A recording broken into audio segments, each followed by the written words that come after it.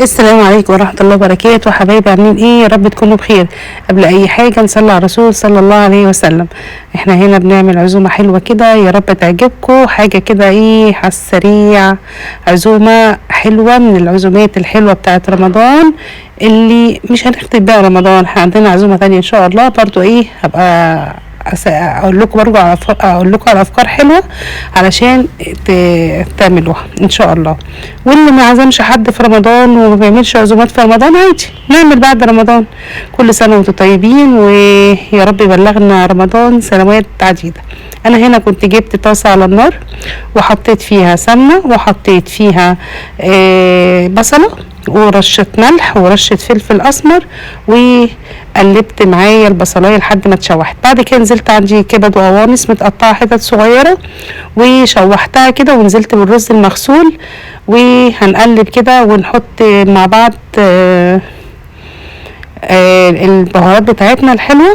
بهارات 7 بهارات، وعاوز الله مش تراجيم، وملح وفلفل. تمام.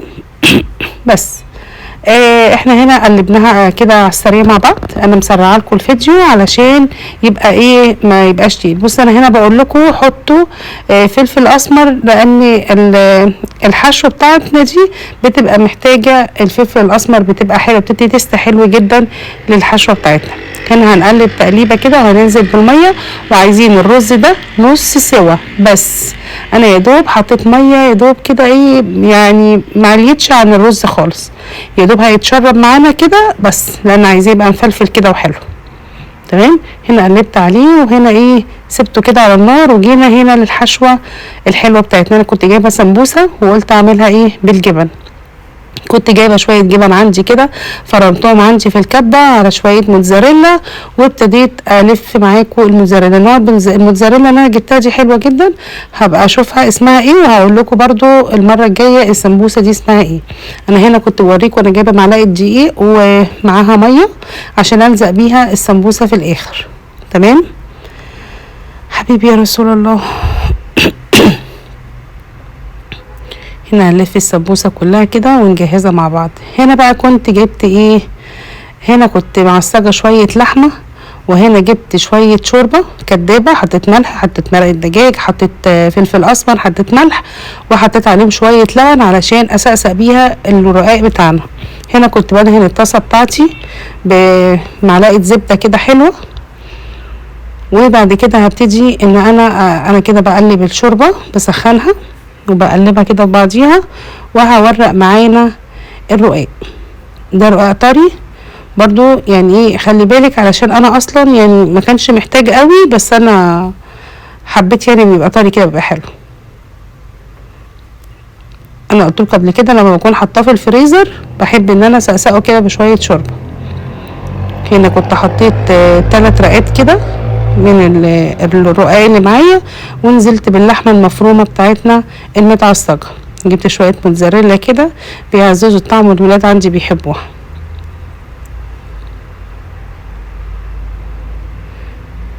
هنا ما كنتش بلتها عشان كانت رقيقه معايا شويه، فقلت اسقسقها كده بشويه شوربه علشان ما تتقطعش معايا.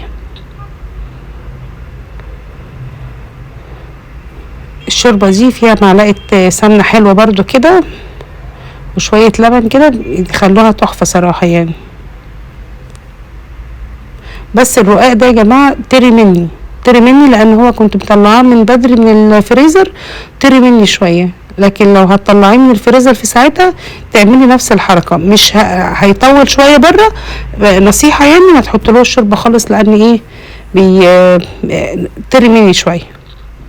وانت برضو اعرفكم اللي بيحصل. تمام. هنا كنت طلعت خلاص الرز مفلفل كده زي ما انتم شايفينه نص سوا.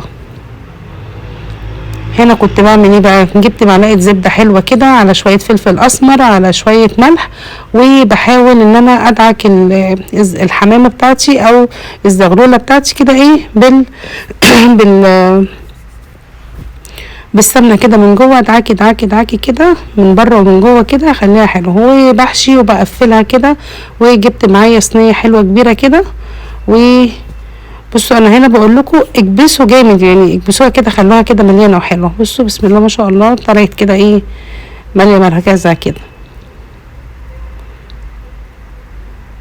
انا بضغط على صدر الحمامية كده عشان تاخد معايا كمية من الرز وتبقى حلوة كده ايه.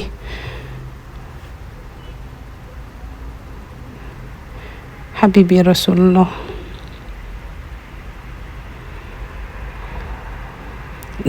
زين بيقول لكم حطوا لايك، بس الصوت ما طلعش، بس للاسف انا بعد ما سجلت الفيديو كله وكنت بتكلم معاكم فيه، بس لقيت الصوت مش طالع خالص، فقلت اسجل لكم.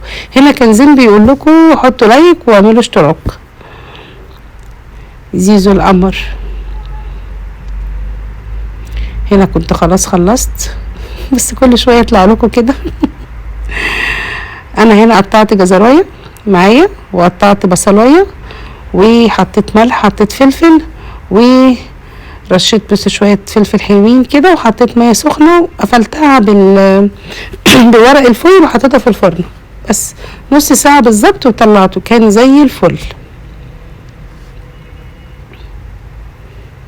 ما بكترش الميه لحد نص الحماميه كده وخلاص على كده.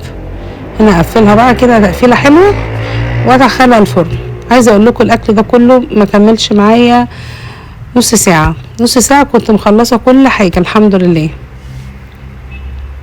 هنا بقى كنت بعمل بشاميل. هنا كنت بوريكم السمبوسه، عملت بالجبنه، وعملت شويه كده كان عندي صدر فرخه كده محتار كده مش عارف يعمل ايه، قطعته حتت صغيره وعملته كده وحشيت بيه شويه من السمبوسه. هنا كنت جايبه 4 معالق من السمنه حلوين كده كبار، معاهم 4 معالق من الدقيق، وبعمل البشاميل بتاعنا.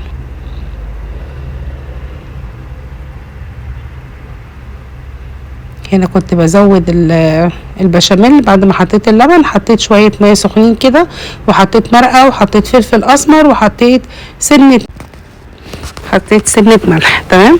هنا بقى كانت الزغاليل بتاعنا خلاص استوت. هي في واحدة كده اتفتحت مننا، بس والله كان طالع زي العسل ومستوي حلو، ما تهرش مني ولا حاجة الحمد لله. هنا قلت بقى اطلعه من الشوربة عشان ما يتهريش مني على صينية تانية كده لحد ما نحمره عشان يهدى شوية. تمام. حبيبي يا رسول الله. عايزه اقول لكم الحمام ده ما شاء الله يعني، او الزغاليل زي ما بتقولوا، بسم الله ما شاء الله، كان فيها لحم يعني، كانت جميله صراحه، وعجبت الف هنا وعلى قلب اللي اكل منها يعني. الحمد لله الحمد لله. بسم الله ما شاء الله يعني ايه، حاجه كده فاخر من الاخر يعني. بفضل ان انا احطه كده في صينيه يعني، بالنسبه لي كده افضل شويه من الناس لو في حله وكده في صوت دوشه في الشارع، بس عشان ما يفتحش معايا. هنا كنت جايبه البيركس بتاعي او الصينيه عندك او الموجود عندك المتاح عندك، وانزلي بشويه بشاميل حلوين كده. عايزه اقول لكم كان البشاميل النهارده كان جميل. ده كان قبل الفطار خلاص، ما فيش وقت، قررت ان انا اعمل البشاميل. يعني انا كنت بفكر ان انا اعمل رز بالخلطه، وكده قلت لا، تغيير كده، خلينا نعمل بشاميل احسن. هنا كنت سلقت المكرونه نص سلقه. دي ادريتاج بتقول لكم اعملوا لايك.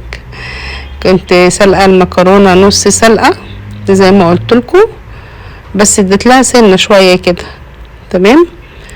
ونزلت بنص الكميه، انا بصفيها بس كده من الميه وبحطها على طول في البيركس. انا ما بغسلش المكرونه يا جماعه بتاعه البشاميل عشان بحتاج النشا اللي فيها. تمام. هنا كده كنت نزلت بنص الكميه. هنا عندي بقى شويه لحمه مفرومين كده وعليهم شويه موتزاريلا كده، وانزل بيهم. دي الحشوه بتاعتنا، ونرش عليهم شوية موتزاريلا من فوق، ونحط بقية البشاميل بتاع المكرونة بتاعتنا عليها. بص برضو هصفيها كده وايه، نعمل احلى صينية بشاميل. عايزة اقول لكم كانت طالعة جميلة وطالعة سخنة بقى، طلعت سخنة يا دوب على السفرة كده، كانت جميلة صراحة، كانت جوسي كده من جوه وسايحة وجميلة. هنا كنت بقول لكم انا نسيت احط شويه بشاميل كده وانا بحط المكرونه، بس حطيت يعني، قلت عشان يبقى ايه، تبقى كلها كده بشاميل من فوق ومن تحت، تبقى جميله صراحه. انزل بقى باقي المكرونه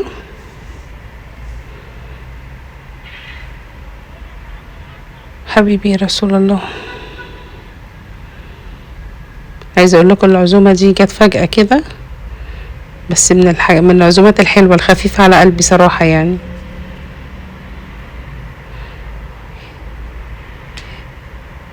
هنا كنت صفيت بقيه المكرونه وحطيتها، ونزلت بالبشاميل بقيه الخليط بتاعنا.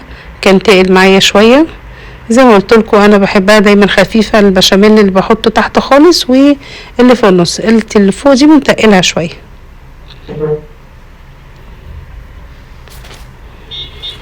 حبيبي يا رسول الله.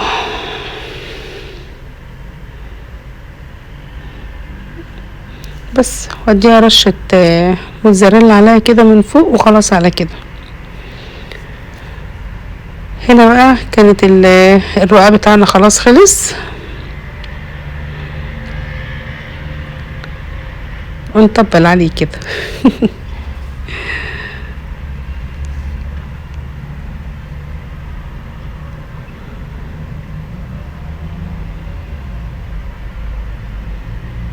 مش عايزة تطلع الصينية تقيلة على فكرة. بسم الله ما شاء الله. بسم الله ما شاء الله، يعني شغل فاخر من الآخر. انا من ساعة ما جربت بصراحة الجلاش الطري ما بقيتش استغنى عنه خالص. الحروف عندي كانت نشفت شوية، بس اما غطيته شوية طريت كده معايا.